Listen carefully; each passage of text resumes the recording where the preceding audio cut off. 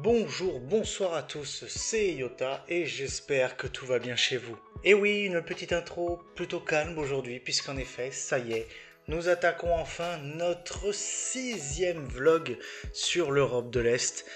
Autant vous dire, c'est la petite larme à l'œil que je tourne cette vidéo parce que bah voilà, ça veut dire que ça y est, c'est bel et bien fini, que ce soit dans la vraie vie et sur YouTube. Ça fait quelque chose parce que c'est beaucoup, ça a été beaucoup de temps, ça a été presque 6 semaines entières, donc c'est énormément de temps, ça a été beaucoup de souvenirs et tout. Donc, bah écoutez, on va commencer de suite, on va pas faire durer plus le suspense, commençons donc par les premiers jours. Donc nous commençons ce chapitre par donc nos derniers jours à Budapest, donc c'est-à-dire je crois du lundi 27 novembre jusqu'au jeudi 30 novembre. Alors pour vous faire un rapide résumé, honnêtement, on n'a pas fait grand chose, ou du moins on a surtout travaillé, après on a préparé les valises, etc. Et les quelques points qu'on a fait, c'est tout bonnement faire les machines, faire les derniers petits préparatifs, en gros vraiment ça a été vraiment que ça sur les 4 derniers jours. Mais il y a quelques trucs qu'on a fait et je pense que je vais vous laisser les images et mon moi du passé vous en parler un peu plus en détail.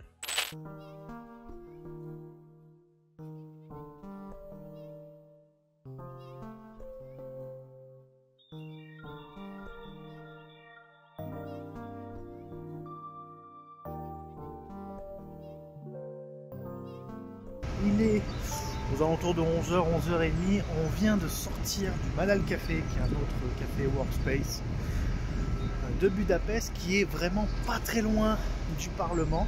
Comme vous pouvez le voir, avec le temps, on est sur un temps plutôt nuageux, vraiment nuageux, enfin plutôt brouillard, entre guillemets. Donc on doit vous avouer qu'il fait bon, enfin il fait froid mais il fait bon. Donc là on va rentrer tranquillement, on va se poser à l'intérieur, on va aller manger ensuite.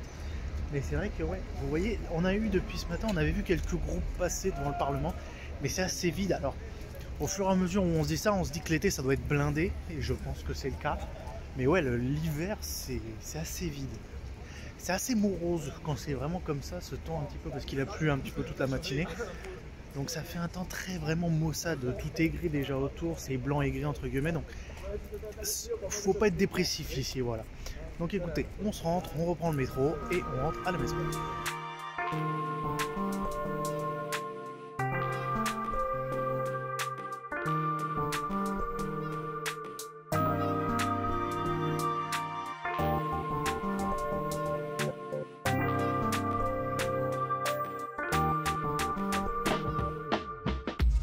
Bon, je suis avec la capuche, hein, désolé, hein, on essaie de se protéger comme on peut du vent et surtout du froid et de la pluie. Donc on se retrouve, on est sur la place, comme vous pouvez le voir, il a neigé ce matin. Donc voilà, on est un peu déçus, on a loupé la neige sur le Parlement. Mais je dois vous avouer qu'on a encore quand même pas mal de chance parce que déjà le temps fait que c'est un petit peu gris, mais ça va, il pleut pas non plus énormément. Et puis ça n'a pas fait perdre toute la neige, c'est-à-dire que là par exemple, vous voyez ici, je crois que c'est le bastion des pêcheurs, on voit les toits un petit peu blancs et tout. C'est très joli, c'est vraiment joli. Enfin, le côté du Danube avec le reste de la neige et tout, ça rend vraiment bien. Je dois vous avouer quand même que là il fait froid. Honnêtement, il n'y a pas trop de vent, mais il fait vraiment froid. Donc là vraiment, on va peut-être rester un petit peu parce qu'on veut quand même profiter du Parlement. Mais il fait froid là. Là franchement, là je vous avoue, sortir ne serait-ce que le téléphone avec mes mains, je gèle sur place. Mais c'est tellement beau les gars, avec le tramway qui passe. Vous voulez pas être dans l'ambiance là? On est dans l'ambiance Noël là. En plus il y a le sapin qui est près de l'autre côté avec le putain. Ils vont se rejoindre. Parce que là-bas on le voit là. Voilà. Là ils sont en train de faire le sapin. Donc on va aller un petit peu sur le côté du Danube. Parce que ça, je pense que c'est très joli là, comme je vous l'ai dit. Et puis après on va essayer quand même de bouger un petit peu parce que là je me gèle les mains. Donc vas-y, je vous rentre. J'essaie de filmer un petit peu dès que j'ai les mains qui chauffent. Et puis voilà.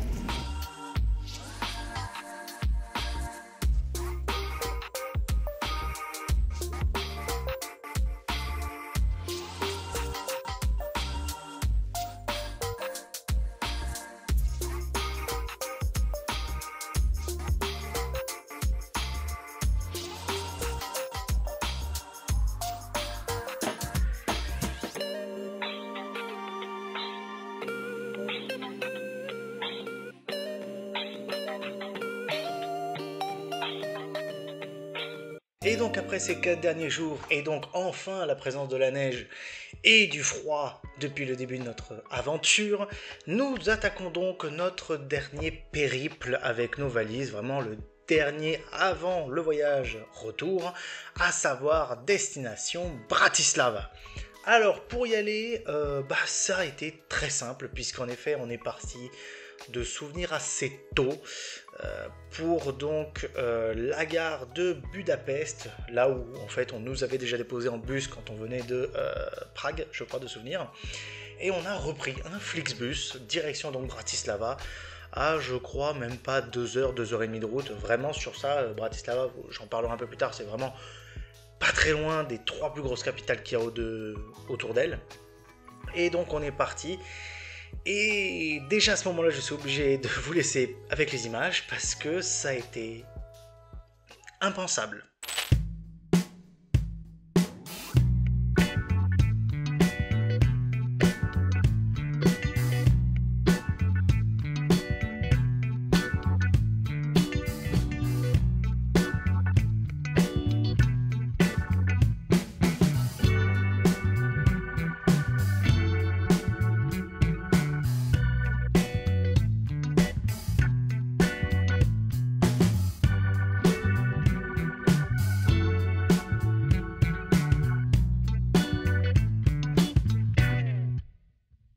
Bon, on est arrivé à Bratislava. Alors comment vous dire? Normalement, vous voyez ce bus là.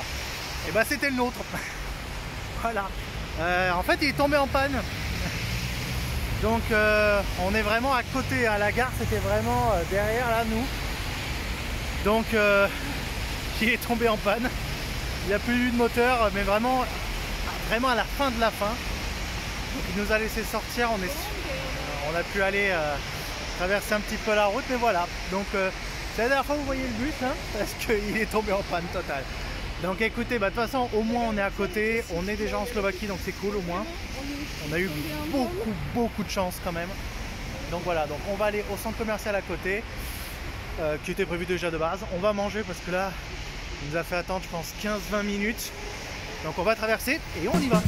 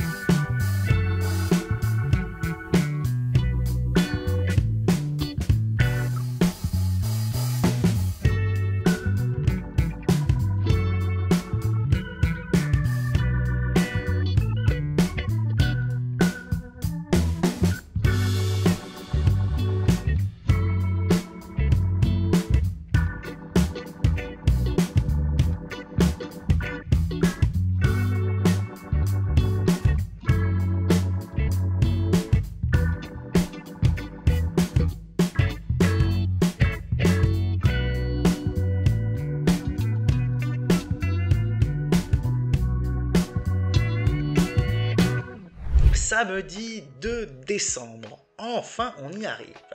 Alors, ça parlera pas de Bratislava. Puisqu'en effet, le samedi 2 décembre, on est allé dans une capitale qu'on était déjà allé faire. Pour ceux qui auraient vu mes anciens vlogs, notamment le 2e ou le 3e, je crois, nous sommes déjà allés dans cette capitale lorsqu'on a fait un périple de 3 capitales, à savoir Prague, Vienne et Budapest.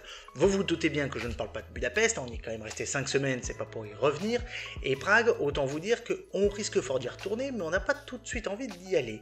Donc, tout bonnement, on va bien sûr partir à Vienne, qui est à 1h30 de route, puisqu'en effet j'ai de la chance d'avoir de la famille là-bas. J'ai une très grande cousine qui habite depuis maintenant plus de 20 ans, qui est mariée, qui a des enfants là-bas, et donc on s'est dit on va se laisser une seconde chance, peut-être que Vienne est peut-être meilleure que ce qu'on avait eu comme vision la première fois.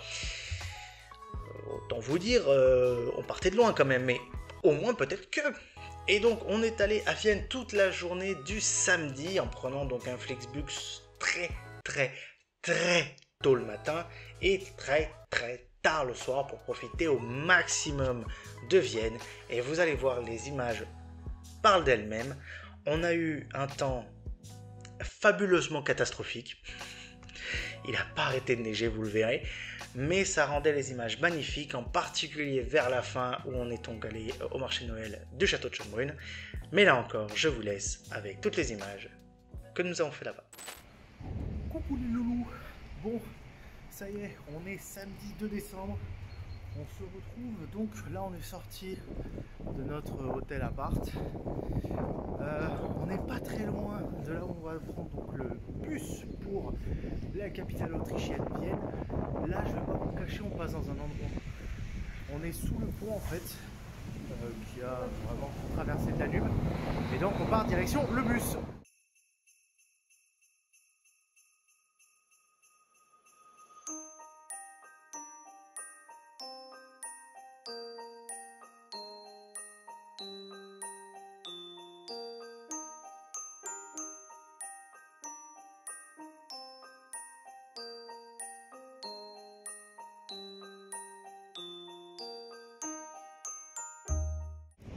Ça y est, nous sommes enfin à Vienne. Autant vous dire que là, en vrai il fait pas si froid que ça. En vrai il fait pas si froid, mais comme vous pouvez le voir sur le sol, voilà, donc nous sommes aux Anges si on fait le marché de Noël, puisqu'on va faire donc Vienne à Schönbrunn sous la neige. Ça va être génial. Bon, écoutez, on va se réchauffer un petit peu, on va aller prendre un petit déj parce que après on va enchaîner vu que il fait quand même ce temps et que bon, on n'est pas non plus, on n'a pas envie d'attraper froid. On va aller prendre d'autres bus, mais cette fois-ci pour visiter la ville, pour aller faire le Belvédère, etc., pour visiter les hauts lieux de Vienne. Et puis voilà. Bah écoutez, le trajet n'était pas si long. 1 heure hein, pour faire Bratislava Vienne, en vrai c'est vraiment l'idéal. Ils passent la frontière, etc. Donc c'est vraiment bien.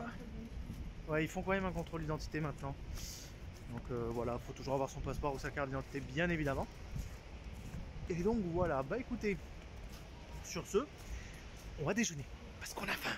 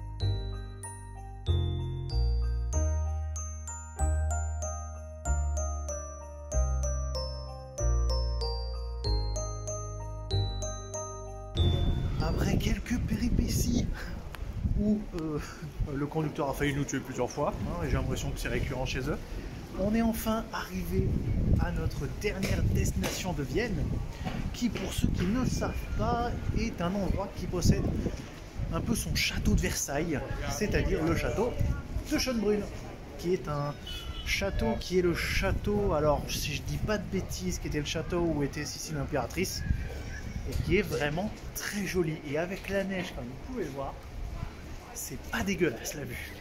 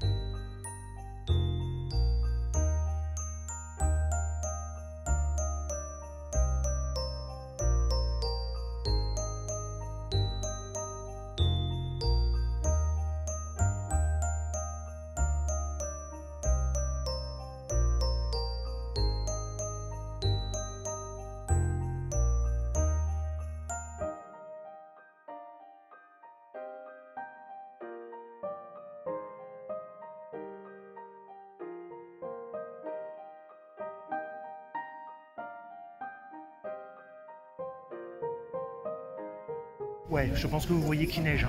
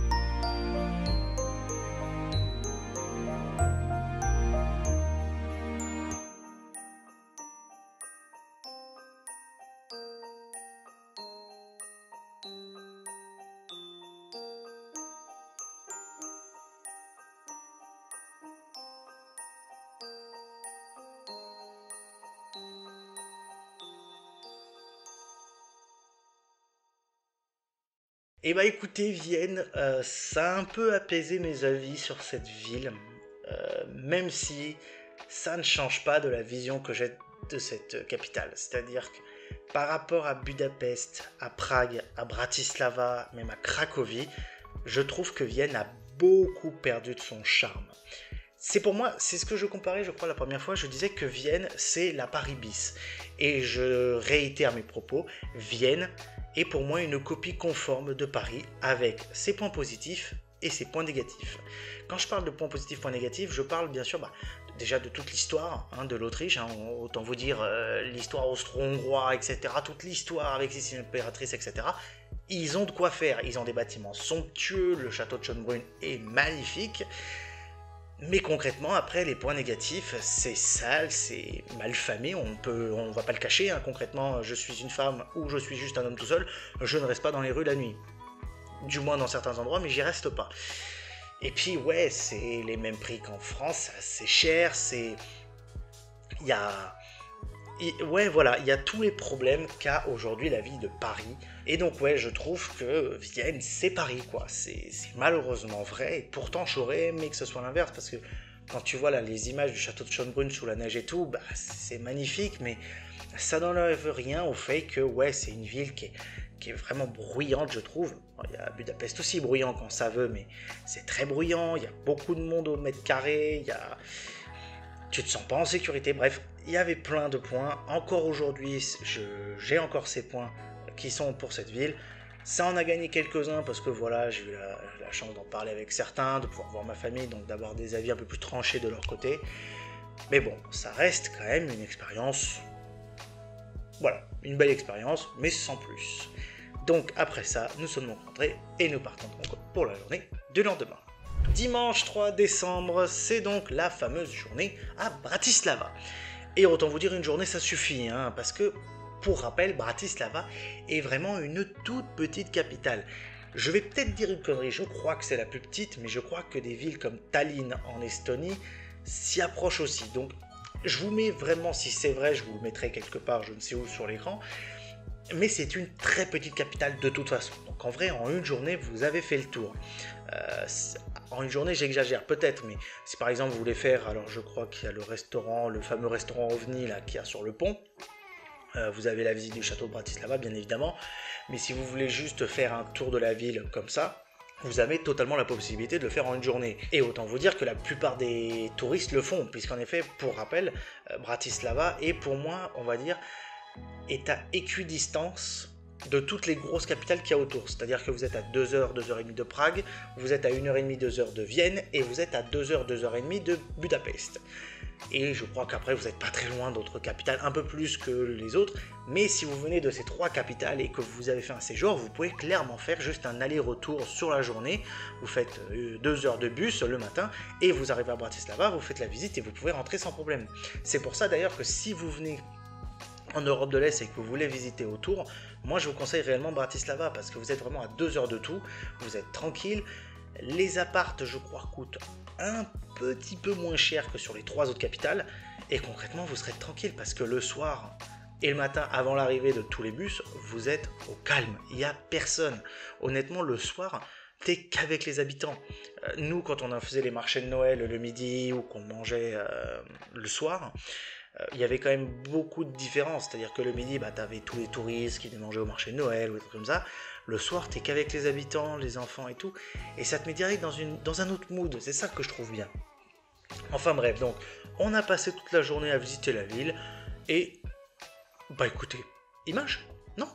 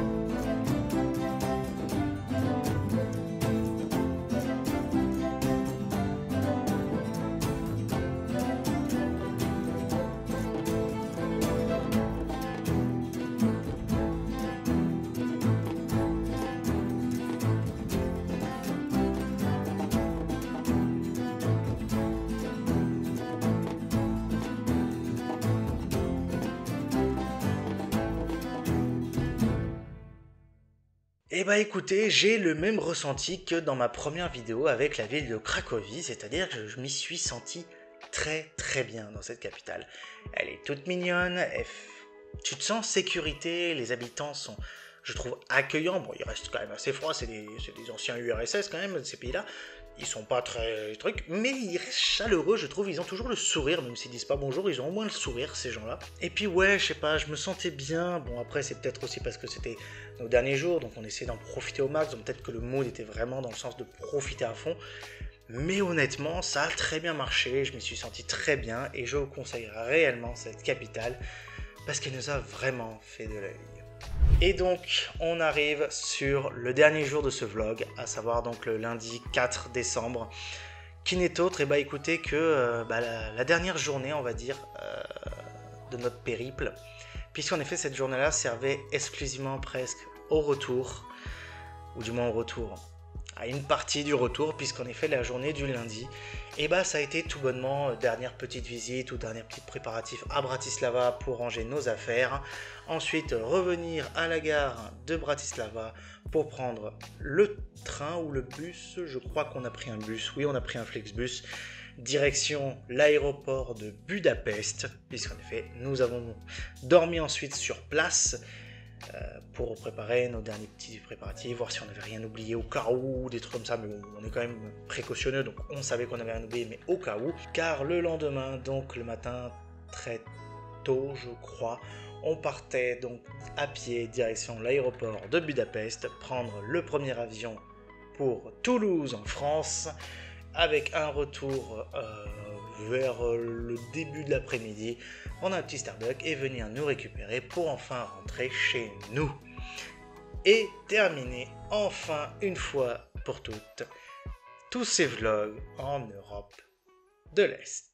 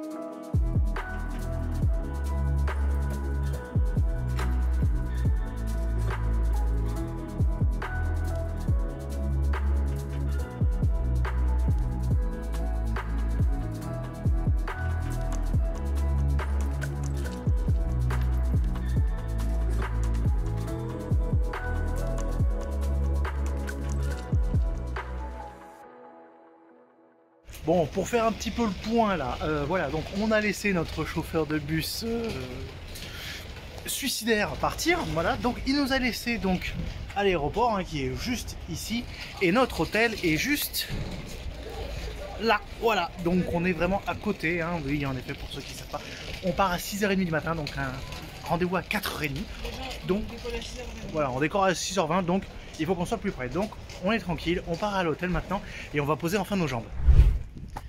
Ça y est, nous sommes en partance pour l'aéroport. Bon, bah, comme vous voulez, vous voyez, hein, on n'est pas très loin. Il doit être 5 h, donc ça va aller vite.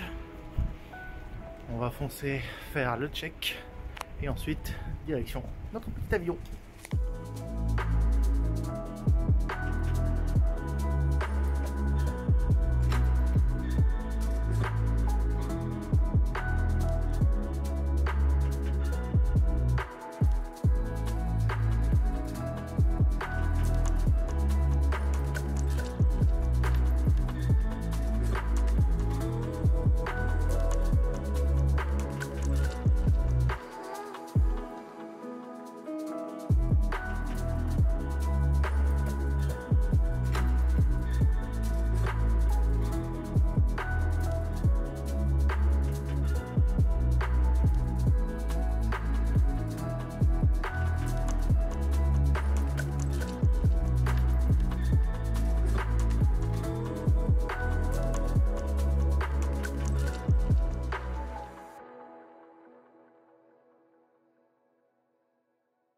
Et voilà, messieurs, dames, la vidéo se termine. Ma saga de vlog en Europe de l'Est se termine ici. J'espère que ça vous aura plu, j'espère que vous aurez pu profiter des images. Un grand merci pour ceux qui ont regardé tous les vlogs, j'espère qu'ils vous auront plu. Si c'est le cas, n'hésitez pas à mettre un j'aime, c'est bien évidemment important. De partager si vous avez des camarades ou des amis qui veulent voyager dans toutes ces villes, ça leur donnera peut-être des indices sur les lieux qu'on a fait ou autres, sachant que j'en parlerai dans les vidéos sur Budapest, bien évidemment, sur tout ça. Et bien évidemment, si vous n'êtes pas abonné, abonnez-vous pour avoir accès à toutes mes autres vidéos. Et n'oubliez pas non plus de mettre la cloche pour recevoir une notification des prochaines vidéos. Enfin bref, bon allez, on arrête cette vidéo, c'est le moment de vous laisser. C'était Yota en direct de la toile et j'espère vous avoir donné de belles images. A bientôt sur YouTube. Ciao!